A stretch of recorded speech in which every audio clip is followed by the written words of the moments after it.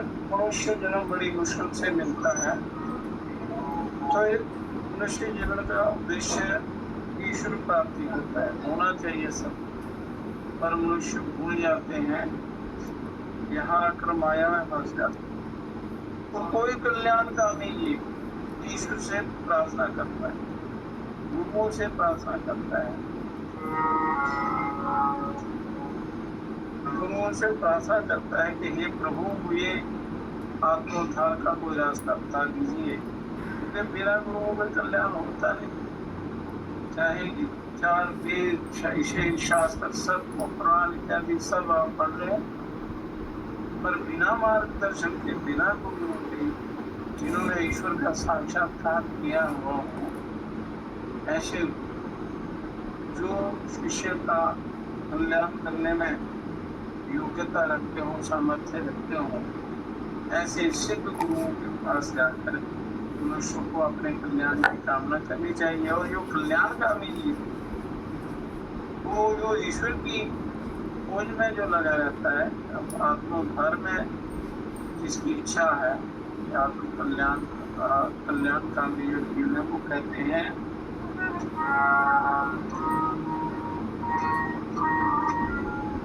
बता दे मोक्ष का मार्ग, में शरण में तेरी बता दे मोक्ष का मार्ग, में शरण में गुरु में शरण में तेरी,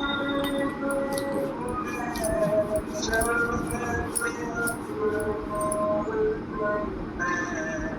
शरण में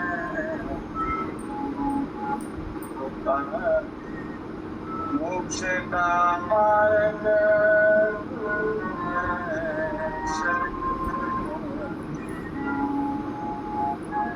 सच्चे हृदय से गुरुओं के आगे प्रयास करनी चाहिए।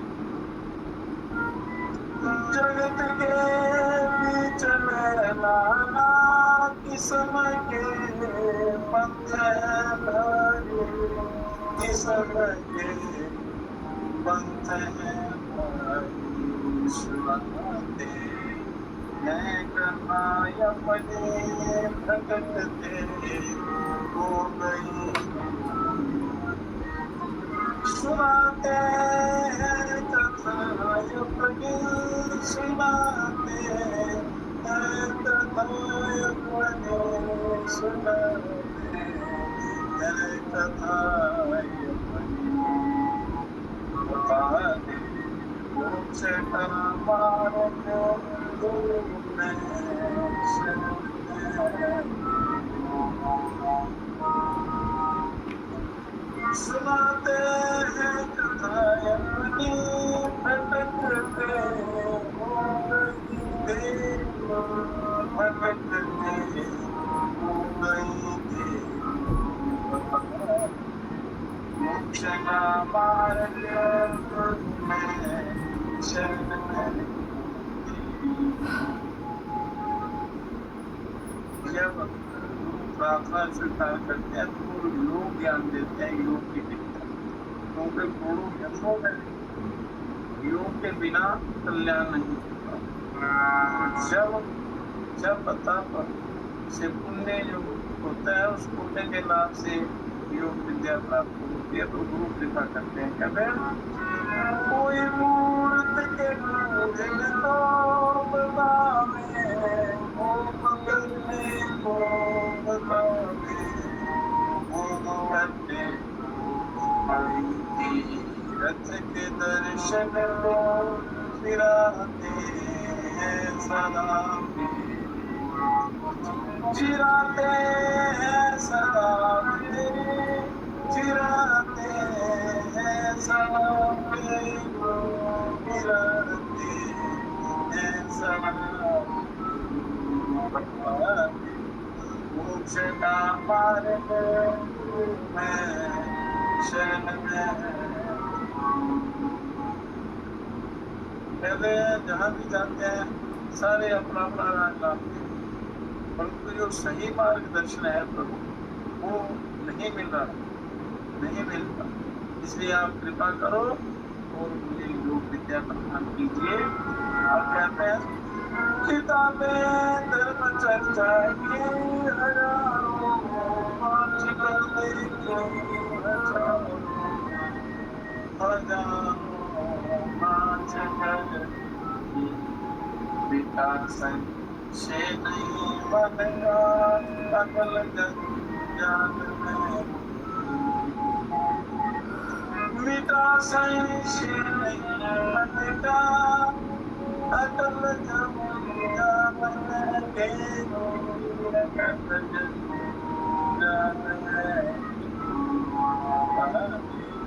मोक्ष का मार्ग शरण में। कई शास्त्र पढ़े, कई किताबें पढ़ी, अपने अपनी मन गढ़ंत किताबें लोगों ने लिखी हैं, परंतु उससे मेरा संशय नहीं मिटा और मैं उलझता गया। अब तो मैं भटका हुआ हूँ, मेरा उद्धार कीजिए, मुझे मार्गदर्शन कीजिए। सकल दुनिया में है पूर्ण सुना है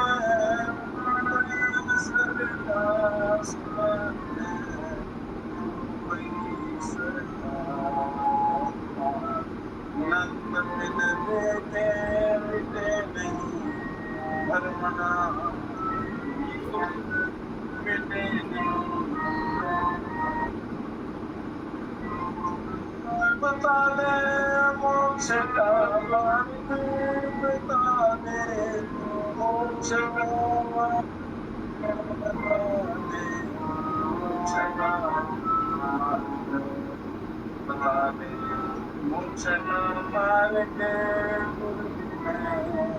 शरण में।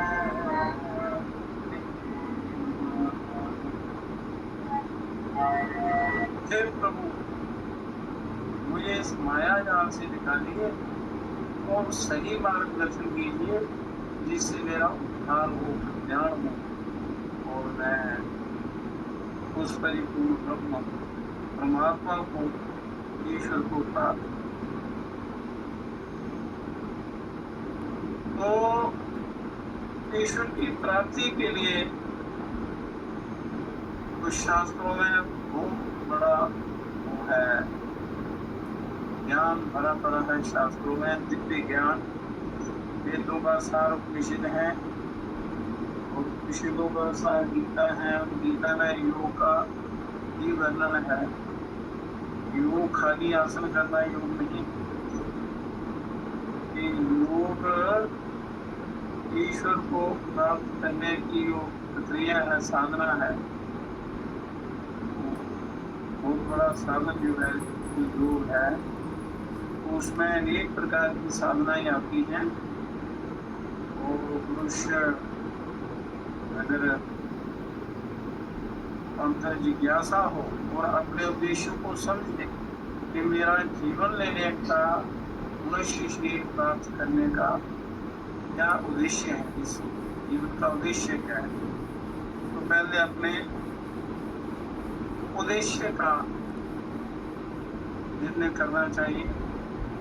अगर कल्याण चाहते हैं तो मनुष्य का उद्देश्य है ईश्वर, आत्मोन्नति, आत्मज्ञान की प्राप्ति, ईश्वर का साक्षात्कार। तो इससे बड़ा कोई उद्देश्य नहीं हो सकता। तो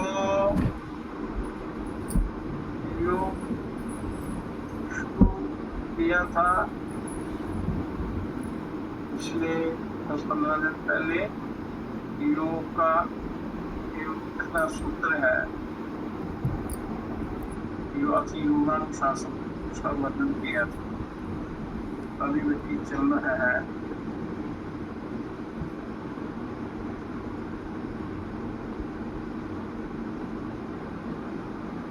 योग युक्त होकर दीपक के तुल्य आत्म तत्व से योग व्यक्ति उस ईश्वर को, ब्रह्म तत्व को देखता है। आत्म तत्व से, इंद्रियों से परे क्या इंद्रियों के द्वारा उस ब्रह्म तत्व का साक्षात्कार नहीं किया जा सकता। इंद्रियों को वश में करके उस आत्म तत्व द्वारा उस ब्रह्म का साक्षात्कार। तो जब योग युक्त होकर दीपक के तुल्य आत्म तत्व से, जैसे वायु रहित स्थान में आप दीप जलाते हैं तो उसकी जो ज्योति है बिना हिले डुले एकदम ऊपर की तरफ चलती रहती है। ऐसी स्थिति प्राप्त करके जो ब्रह्म तत्व को देखता है, जो अजन्मा अटल और सब तत्वों से विशुद्ध है, उसके शुद्ध परमात्मा तत्व को जानकर सब अंशों से छूट जाता है। तो ईश्वर का दिया हुआ ये दिव्य ज्ञान है मनुष्य के कल्याण के लिए। तो यदि मनुष्य साधना करता है तो निश्चित रूप से वो ईश्वर को प्राप्त कर लेता है, उसका कल्याण हो जाता है, ब्रह्मानंद की प्राप्ति। तो उपनिषद में, कठोपनिषद में आया है, क्योंकि उपनिषद सुनने चाहिए, इनका ज्ञान श्रवण करना चाहिए, पढ़ना भी चाहिए और श्रवण भी करना चाहिए। क्योंकि श्रवण की हुई जो श्रवण किया हुआ ज्ञान है, सुनी की बात हमेशा याद रहती है, भूलती नहीं, उसका प्रभाव ज्यादा। अब कहते हैं यदा पंचावतिष्ठन्ते ज्ञानानि मनसा सह बुद्धिश्च न विचेष्टिते विचेष्टेति तमाहु परमां गतिम् तां योगमिति मन्यते स्थिरमिन्द्रियं धारणा अप्रमतस्तदा भक्ति योगो हि प्रभवाप्ययो। तो ईश्वर को आत्म तत्व के द्वारा ही पाया जाता है। तो उसके लिए गुरुओं के पास जाकर को प्रार्थना करनी चाहिए कि हे प्रभु ये सही मार्गदर्शन कीजिए, क्योंकि मैं संसार में बहुत भटका हूँ। अब कहते हैं कि जब पांचों ज्ञानेंद्रियां मन के साथ स्थिर हो जाती है, मन के साथ इंद्रियों को स्थिर करना है, जब मन के साथ इनकी एकता हो जाती है, प्रत्याहार द्वारा अंतर्मुक्त हो जाती है। जो यम योग के जो 8 अंग हैं उसमें यम नियम आसन प्राणायाम प्रत्याहार, धारणा ध्यान समाधि जो प्रत्याहार है 5वां उसका, तो प्रत्याहार कहते हैं इंद्रियों को अपने अंतर्मुख करना, वश में करना, और बुद्धि भी चेष्टा रहित हो जाती है और चित्त की सब वृत्तियों का निरोध हो जाता है। उसको परम गति कहते हैं, सबसे ऊंची अवस्था कहते हैं।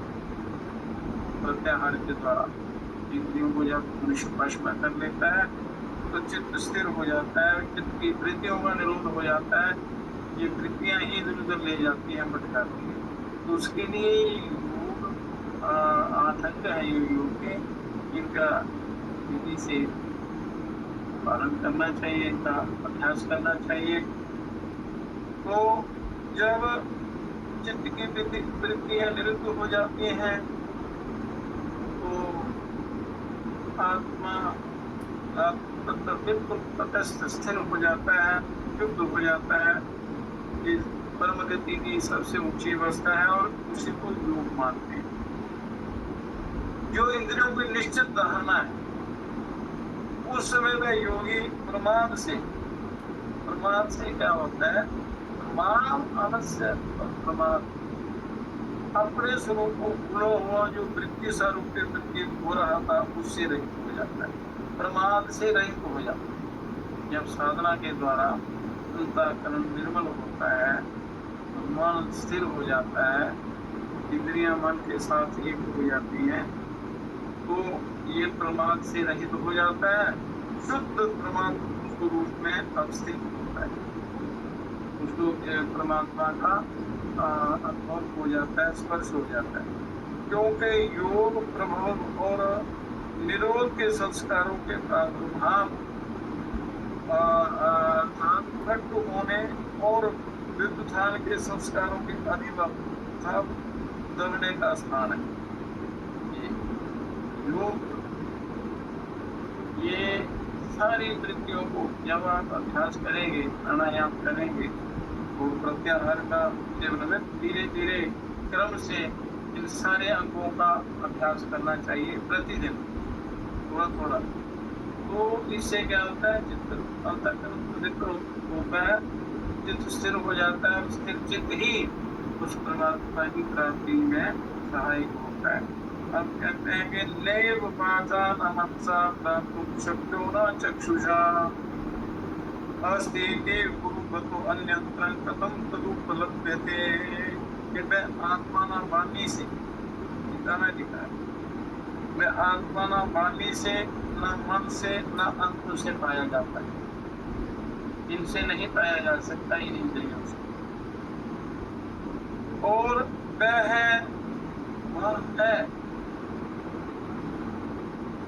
वो प्रेजेंट है, ऐसा कहने के सिवा उसे कैसे उपलब्ध करें। पहले ये धारणा होनी, विश्वास होना चाहिए कि वो है, परमात्मा है, आत्म तत्व है।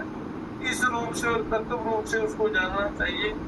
जब वह है इस प्रकार अनुभव कर लिया, हमें जब ये अनुभव हो जाता है कि ईश्वर है, ईश्वरता है, तब उसका तत्व स्पष्ट हो जाता है और विशिष्ट रूप से, विशेष रूप से उसका वह है कि वो परमात्मा है, वो आत्म तत्व है करके वो शुद्ध स्वरूप का उसका तत्वानुभव करते हैं, तत्वभाव अनुभव करते हैं अभ्यास के द्वारा।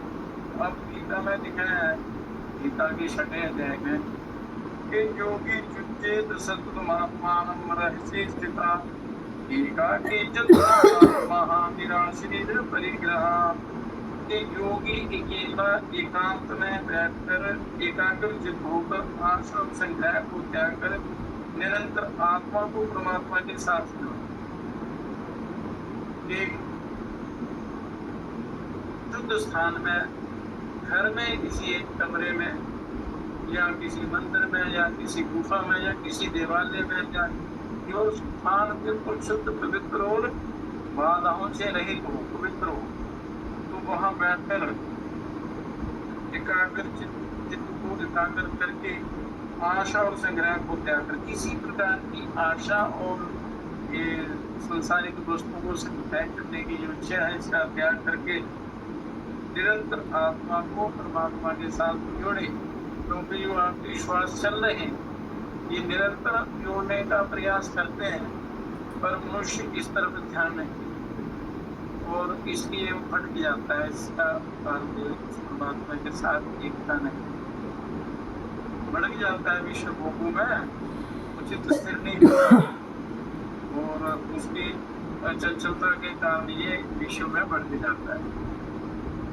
जुचो देशे प्रतिष्ठाप्य स्थिरवान् सम्मात्मना न प्रतिष्ठितं न अतिनीचं चैन निजकुशोत्तरं यत्र एकाग्रं मनः कृत्वा यच्चित्तेन्द्रियक्रियाः विश्यासने विशुद्धि।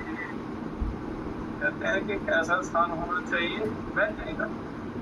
पहले आहार शुद्ध हो, आहार की शुद्धि से कि स्वस्थ रहता है, और फिर जो बैठने का स्थान हो वो भी परम पवित्र। कैसा होना चाहिए जब आप उसको साधना करनी है, तो वह योगी पवित्र स्थान में जो ना अति ऊंचा हो ना अति नीचा हो, तो और कुछ ऊन का आसन और वस्त्र को बिछाकर उस आसन पर एकाग्र मन से बैठकर इंद्रियों और चित्त को वश करके आत्म शुद्धि के लिए योगाभ्यास करें।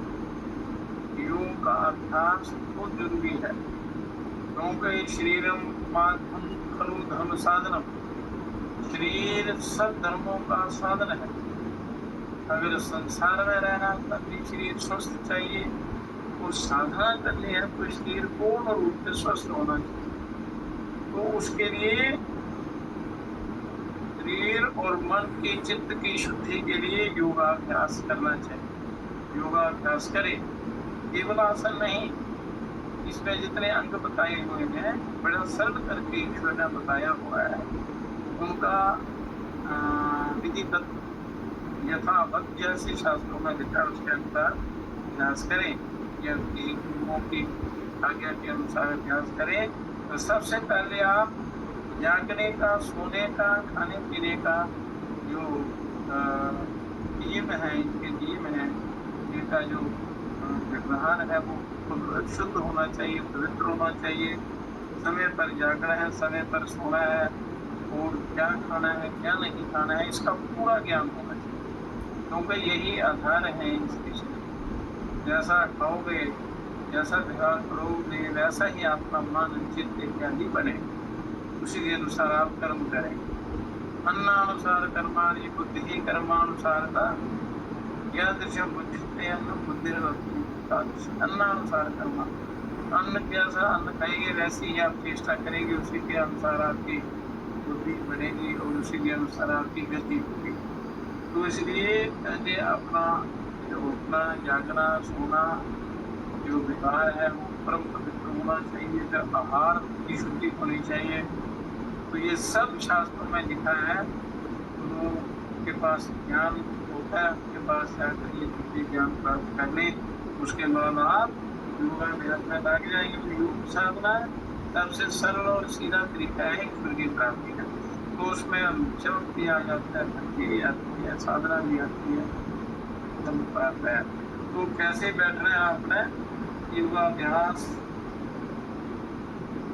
साधना भी करनी है, तो थोड़े अपने शरीर के लिए जितने उचित हो आसन भी करने हैं, प्राणायाम भी करना है, और मन की स्थिरता के लिए अपने जाप भी करना है। तो फिर जाप ध्यान में कैसे बैठना है, समं कायं शिरोग्रीवं धार्यं न चलं स्थिरः तं प्रेक्ष्य नासिकाग्रं स्वयं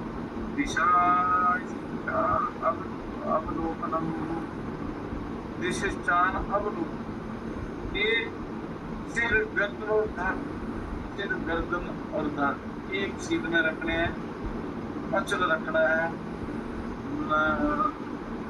सिर को टोपी से एक गले से 4.5 अंगुल ऊपर ऐसे रखना है सिर, ना दाएं ना बाएं, ना आगे ना पीछे। तो इससे चंचल मन चंचल होता है, पीछे गर्दन करने से बुद्धि जड़ हो जाती है, और दाएं बाएं करने से मन चंचल होता है, और आगे करने से नींद आ जाती है। तो सीधा बैठना है, कहते हैं कि सिर गर्दन और धड़ एक सीध में रखकर, इधर को सीधा रखकर स्थिर रहकर इधर उधर ना देखता हुआ नासिका के अग्रभाग में दृष्टि रखें। ये एक तरीका है, नासिका के अग्रभाग, आंखें ना खुली ना बंद, अर्थों मिलित आंखें हों, तो ऐसी दृष्टि नासिका के अग्रभाग में रखें।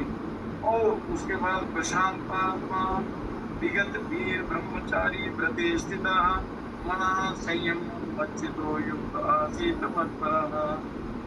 और शांत चित्त निर्भय, शांत चित्त होना चाहिए, इधर उधर के कोई विचार नहीं आने देने, और निर्भय होना किसी प्रकार का नहीं रखना चाहिए, डरना नहीं चाहिए।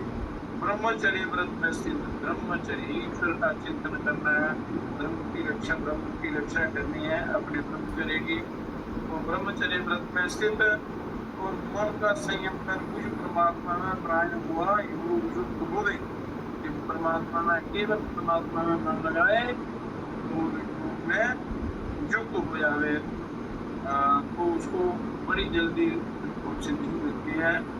अब कहते हैं कि एवं सनातन योगी नीत मानसा शांति निर्वाण परम संस्थाम अधिगच्छति। इस प्रकार निरंतर अपने आप को योग में लगाए हुए तथा मन को निग्रह किए योगी मुझ में, मतलब परमात्मा में, मुझ में का अर्थ है कि परमात्मा में, भगवान बता रहे हैं कि स्थित रहने वाली तथा परम निर्वाण को देने वाली शांति को प्राप्त होता है। ऐसा ये जो इस प्रकार से साधना करता है तो परम शांति निर्वाण, परम निर्वाण को देने वाली शांति को प्राप्त होता है। और शांति ही परम निर्वाण को देती, जिसका चित्त शांत नहीं है उसको ईश्वर की प्राप्ति असंभव नहीं। फिर योग की महिमा का, योगी की महिमा का वर्णन करते हुए कहते हैं कि तपस्वी व्यो अधिको योगी ज्ञानी व्यो अतिमतो अधिका। कर्मी पिश्चालिको योगी तस्माद योगी भवार्जुना। भगवान कहते हैं कि योगी वस्तुओं में श्रेष्ठ है और शास्त्र के जानने वाले ज्ञानियों से भी श्रेष्ठ माना गया है तथा कर्मकांडियों से भी श्रेष्ठ है। इसलिए ये अर्जुन योगी बन, मतलब सारे साधन करता हुआ योगी बन, उनके गुरु के द्वारा ही तो उस परम को प्राप्त कर सकते हो। इसलिए योगी सबसे श्रेष्ठ होता है। तो इसलिए कहते हैं प्रयाण काले मनसा चलेन भक्त्या युक्तो योगबलेन चेत धूम्र मध्य प्राणमावेश्य सम्यता सातम परम पुरुषों को कहते हैं। ये बड़ा सरल सीधा तरीका ये बताया है भगवान में कि भगवान कह रहे भगवान का कहा हुआ कभी असत्य नहीं होता, तो उसको धारण करना चाहिए पुरुषों को। है भक्ति युक्त पुरुष अंतकाल में भी योग पर से गुरुकुटी के मध्य में अच्छी प्रकार गुरुकुटी के मध्य में आज्ञा चक्र में स्थापन करके फिर निश्चल मन से स्मरण करता हुआ उस दिव्य स्वरूप परम पुरुष परमात्मा को ही प्राप्त योग, क्योंकि शरीर मिला है तो इसमें हमें परमात्मा को प्राप्त करना है। ईश्वर की प्राप्ति के लिए मिला है, मतलब अपने आप को फल के लिए मिला है। तो उस युक्ति को आपने अपनाना है, ना कि माया जाल में फंसना है। आप कहते हैं सर्व द्वारा संयम में मनो हृदय निरुद्ध मूर्धन्य आत्मना प्राणम स्थितो योगधारणम। ये अर्जुन भगवान कहते हैं कि ये अर्जुन सब इंद्रियों के द्वारों को रोक कर, अर्थात इंद्रियों को विषयों से हटाकर इसका निरंतर अभ्यास करना चाहिए। तो धीरे धीरे ये सिद्ध हो जाता है। करत करत अभ्यास के जड़मती हो सुजान, तो जड़ पत्थर भी कर जाता है, जड़ भी चेतन हो जाता है अभ्यास के द्वारा। इसलिए उसको निरंतर अभ्यास करना चाहिए। इंद्रियों को विषयों से हटाकर तथा मन को हृदय में स्थित करके, हृदय क्योंकि यहाँ जीवात्मा परमात्मा हृदय में रहते हैं, इसमें स्थिर करके और अपने प्राण को ब्रह्मरंध्र में स्थापित करके योग धारण में स्थित हुआ पुरुष अक्षरम ब्रह्म व्याहरण मामनुस्मरणम मय्या प्रयाति परमात्मति। जो पुरुष ओम ऐसे ये अक्षर ब्रह्म, अक्षर रूप ब्रह्म, ये अक्षर रूप ब्रह्म ओंकार है। ये परमात्मा का सबसे पहला सर्वोत्तम नाम है। उस एक अक्षर रूप ब्रह्म को उच्चारण करता हुआ और उसके अर्थ रूप मेरे को, मतलब परमात्मा को चिंतन करता हुआ, ओम का अर्थ परमात्मा है, उनका उनको चिंतन करता हुआ शरीर को त्याग कर जाता है, वह प्रगति को प्राप्त होता है। तो आयु बात होने से पहले ये अभ्यास साधना कर लेनी चाहिए। तो जब वो समय आता है तो ऐसा योगी जो है अपने आप को उस परमात्मा में मृत्यु के आने से पहले ही ईश्वर में मिल जाता है। उसके बाद प्राण प्रयाण कर जाता है। वो पहले ही ईश्वर से मिल गया तो उसको कभी ना कोई जन्म होता है, ना कोई उसका परम गति हो जाती है, परम निर्वाण को प्राप्त हो जाता है, परम ब्रह्म को प्राप्त हो जाता है, उसका परम कल्याण हो जाता है। तो इसलिए उसी के लिए ये साधना की जाती है अंतिम समय के लिए कि अंत समय जो है वो अच्छा हो। तो पहले अभ्यास किया हुआ हो तभी मनुष्य स्थिति को प्राप्त कर सकता है। फिर हर समय मनुष्य को सचेत रहना चाहिए, एक पर भी जाया नहीं करना चाहिए। मनुष्य अवसर प्रमाण में अपना सारा जीवन करता है। तो पहला नियम है आपका ब्रह्म मुहूर्त में जागना, ब्रह्म मुहूर्त में कभी सोना नहीं चाहिए, तभी आपके आगे साधना का जो मार्ग है वो खुलता है, जीवन सफल होता है। मनुष्य का उठना बैठना जागना सोना खाना पीना सब उल्टा हो चुका है। इसलिए जीव दुखी है। उद्धार नहीं होता, कई जन्म लेने पड़ते हैं, बार बार भटकना पड़ता है। कुछ समय मिला है, ईश्वर ने दिया हुआ है, सारे साधन दिए हुए हैं, पूर्ण सामर्थ्य दिया हुआ है, तो अगर उसका हम सदुपयोग नहीं करेंगे तो कल्याण कैसे हो। तो ये सदुपयोग करते हुए मनुष्य अपना कल्याण अपने द्वारा अपना कल्याण स्वयं कर सकता है और पतन भी खुद ही कर सकता है। तो ईश्वर ने तो सब कुछ दिया हुआ, उसके लिए सोचना समझना और करना है। हम कहते हैं कि हृदय ऊंची नारियों का केंद्र स्थान है। हृदय को, इस शरीर को पहले समझना है। तो हृदय जो है ऊंची नारियों का एक विशेष स्थान है, केंद्र है। तो वहां से एक नारी ब्रह्मांतर को जाती है, सहस्रार में जाती है। जैसे कि शास्त्र बताते हैं, श्रुति बताती है, वो कभी गलत नहीं हो सकती। वो ईश्वर का वाक्य, ईश्वर के शब्द हैं। कहते हैं सतंचेका च हृदयस्य नार्यस्पासं धनुर्भिने श्रीतेकः तयोर्भूतमायन्नमृतत्वेति विश्वगन्यः क्रमणेन भवन्ति। ये 101 हृदय की नाड़ियां हैं। ये कहते हैं कि हृदय में ध्यान करना चाहिए। हृदय में दोनों जीवात्मा परमात्मा है, पर अज्ञान के कारण उनका साक्षात्कार नहीं होता। तो उसके लिए हृदय में यदि आप ध्यान करते हैं तो बड़ा जल्दी उनका स्पर्श हो जाता है। तो उनमें से एक सुषुम्ना नाड़ी ऊर्जा की ओर निकलती है। सुषुम्ना नाड़ी जो है सरस्वती नाड़ी ऊपर की तरफ जाती है। उस नाड़ी से ऊपर चलता हुआ योगी अमृत तत्व मतलब ब्रह्म लोक को प्राप्त हो जाता है। अमृत तत्व ब्रह्म लोक को प्राप्त होता है। दूसरी नाड़ियां निकलने में भिन्न भिन्न गति देने वाली, और जो सुषुम्ना में प्राण अगर जाते हैं तो ऊपर ब्रह्म को प्राप्त होता है, ब्रह्म लोक को जाता है। और दूसरी नाड़ियों में यदि प्राण प्रवेश कर जाता है तो अलग अलग गति देने वाली नाड़ियां होती हैं। प्राण निकलने में भिन्न भिन्न गति देने वाली, अलग अलग गति देती। पर ये सुषुम्ना के द्वारा जाता है तो ब्रह्म लोक हो जाता है।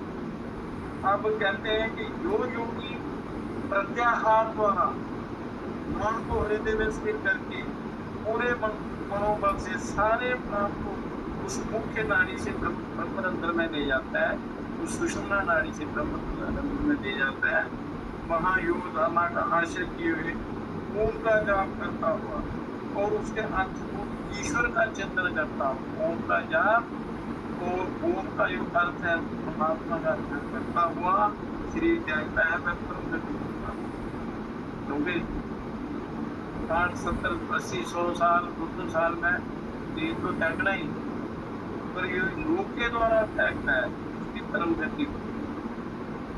तो किंतु इस प्रक्रिया को अंत समय वही कर सकता है जिसने जीवन काल में इसका अच्छी प्रकार अभ्यास कर लिया। अपने बाल्यावस्था से ही, युवावस्था से ही इसका अभ्यास कर लेना। बाल्यावस्था से हो तो वो बात है, फिर तो कल्याण निश्चित हो जाता है। पर फिर भी जब जाको तभी से मेरा, जब ज्ञान हो तो समझना मेरा जीवन उसी से तभी से शुरू हुआ, उसी समय से।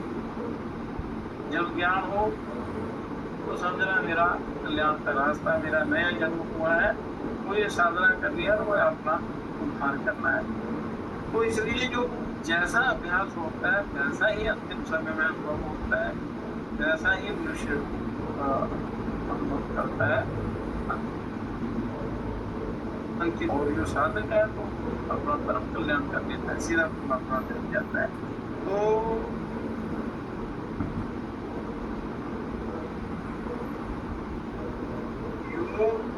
ग्रंथ जो है ये मनुष्य के कल्याण के लिए बनाया है, ऋषि मुनियों में सरल करके मनुष्य को यदि कल्याण चाहता है तो इस मार्ग का अनुसरण करना चाहिए। थोड़े जन्मों को सफल आप एक ही जीवन में कर सकते हैं, करोड़ों जन्म 84 लाख योनियों में अरबों साल मनुष्य भटकता रहता है। तो उससे बचने के लिए आप योग साधना करें, अभ्यास करें, ध्यान करें। अनेक प्रकार की युक्तियां हैं। उपनिषद और गीता का श्रवण बहुत ही जरूरी, सारे शास्त्रों का श्रवण करना चाहिए। और ये सार है, ये उपनिषद गीता, इसमें सारे जीवन का सार है। हमें हो तो सारे ग्रंथ पढ़ लेने चाहिए, सुन लेने चाहिए, श्रवण करना चाहिए, सत्संग करना चाहिए। कभी भी कल्याण हो सकता है। ये नहीं है कि आपको हजारों साल तपस्या करेंगे, अगर चित्त स्थिर हो जाता है, अच्छी सच्ची लगन है, दीक्षा है, तीव्रता है, जिज्ञासा है, पूर्ण शब्द विश्वास है, ईश्वर में आपको कल्याण की दृढ़ भावना है, तो बड़ा जल्दी कल्याण हो सकता है। थोड़ी साधना से भी कल्याण हो सकता है। पर अपनी आदतों को सुधारना है, अपनी दिनचर्या को ठीक करना है। दिनचर्या को, अपनी ऋतुचर्या को ये ठीक करके फिर साधना में लगेंगे तो बड़ा जल्दी कल्याण हो जाता है। तो लोग कहते हैं कि भजन करेंगे तो लोग हमें ये कहेंगे, वो कहेंगे, पर हिसाब किताब को मनुष्य ने स्वयं ही देना है, कर्मों का हिसाब देना है। तो आप सारे कर्मों को, अगले पिछले कर्मों को काट कर इसी जन्म में अपना उद्धार कर सकते हैं। इसमें चाहे गृहस्थी हो, चाहे कोई भी हो, किसी भी आश्रम का हो, वो साधना के द्वारा अपना उद्धार कर सकता है। लक्ष्य आपका ठीक होना चाहिए, अप्रोच आपकी ठीक होनी चाहिए, मार्गदर्शन ठीक होना चाहिए, संगति अच्छी हो, सत्संग हो। वो इससे सबसे बढ़िया काम है कि सत्संग का श्रवण करना, उसका जहाँ भी सत्संग हो, जैसा भी हो, शास्त्रों का स्वाध्याय और निरंतर करना चाहिए। क्योंकि जरा भी आप अवकाश देंगे अपनी साधना, तो दूसरे असुरी विद्या, असुरी जो प्रभाव है आपके ऊपर आ जाएगा। आलस्य, प्रमाद, काम, क्रोध, लोभ, मोह, ये डेरा डाल लेंगे तो फिर कैसे कल्याण हो। ये जकड़ लेते हैं, बांध लेते हैं। तो इसलिए कहते हैं आपको ईश्वर से बड़ा कोई, यानी संसार में परमात्मा गुरु मार्गदर्शन करते हैं, गुरु और ईश्वर एक ही होते हैं। तो ये जीव कहता है क्या सब आपको विचार करना चाहिए कि लोगों की बातों में नहीं आना है, भड़का में किसी के नहीं आना है। आपको इस जीवात्मा में अपना उद्धार करना है, अपने द्वारा ही कर सकता है। दूसरे का कर्म आपके काम नहीं आए, जो आप करेंगे वही भोगना पड़ेगा। पर योग विद्या ऐसी है कि आप अपने कर्मों को काट कर आप उस परमात्मा को प्राप्त कर सकते हैं, स्वयं कर सकते हैं। और अगर ये दुनियादारी गृहस्थियों में बंध गए, बातों के चक्रों में, तो फिर आप अपना उद्धार नहीं कर सकते। हम कहते हैं क्या सोचना चाहिए, ईश्वर से जगत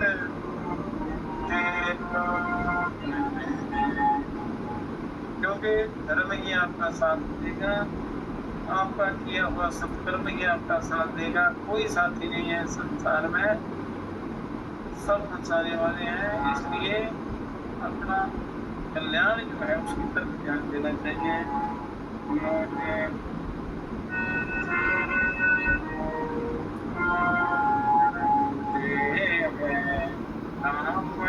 ईश्वर से जगत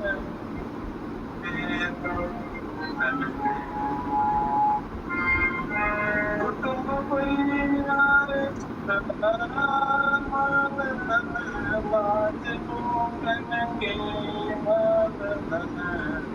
लाज लोटन की हरि के भजन करने में अगर शीतल ईश्वर से जगत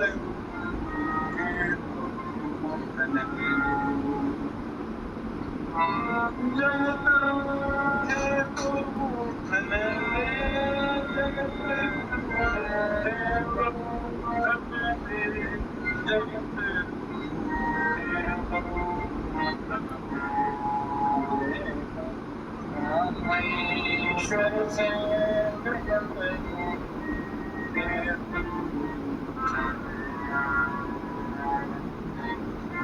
बैठ संगत में संगत की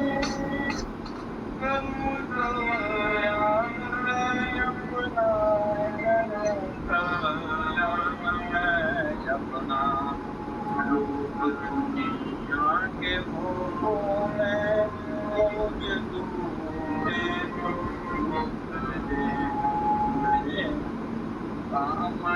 ईश्वर से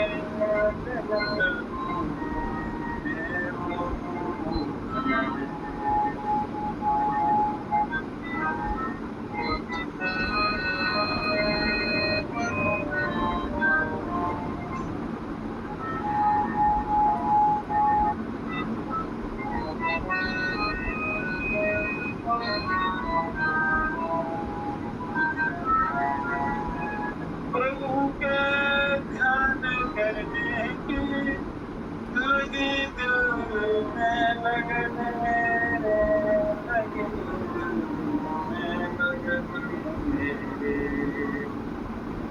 प्रेत संसार विषयों से अगर टूटे तो टूटे, प्रेत संसार विषयों से अगर टूटे तो टूटे, अगर टूटे तो टूटे। आप ईश्वर से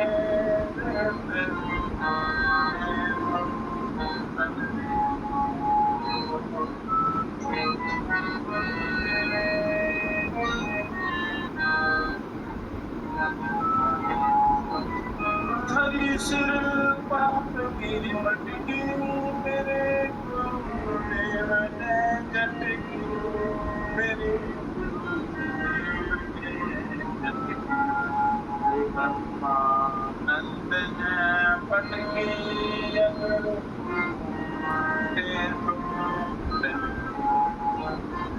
वो ब्रह्मानंद ने पटकी, वो ब्रह्मानंद ने पटकी, वो ब्रह्मानंद ने पटकी, वो ब्रह्मानंद ने पटकी,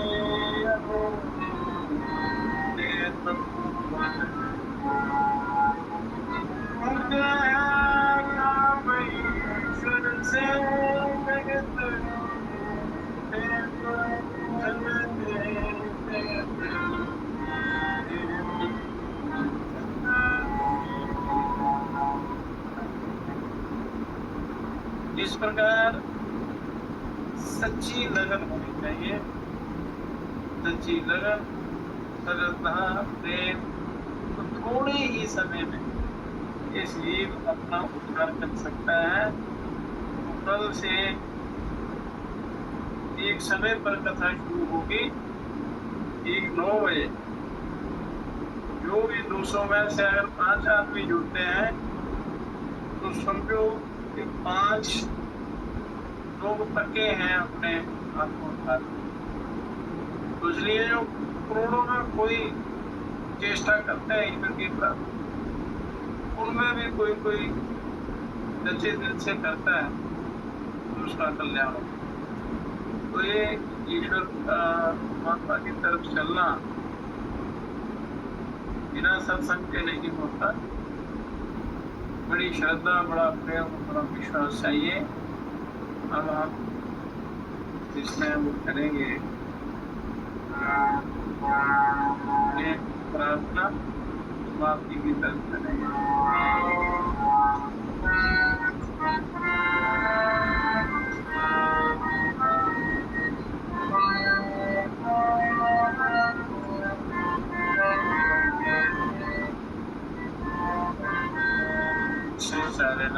शरणारविन्दं गुरुदेव नमामि वन्दे शरणं हरिदेवं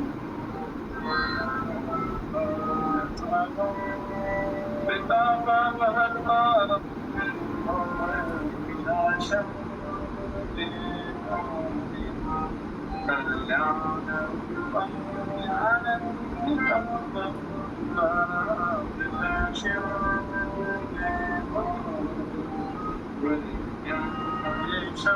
सुरेशं रमेशं देवस्वरूपं श्रीशरणारविन्दं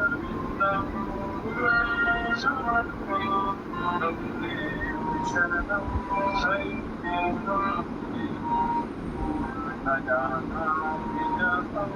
गजानन पशुपति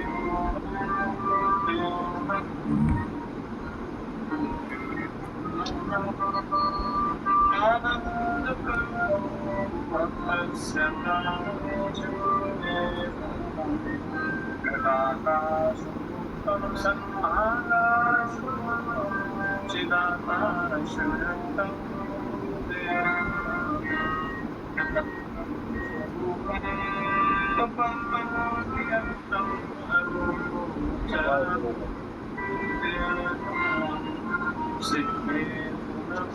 श्री प्रभुपाद प्रबुद्धं श्री शरणारविन्दं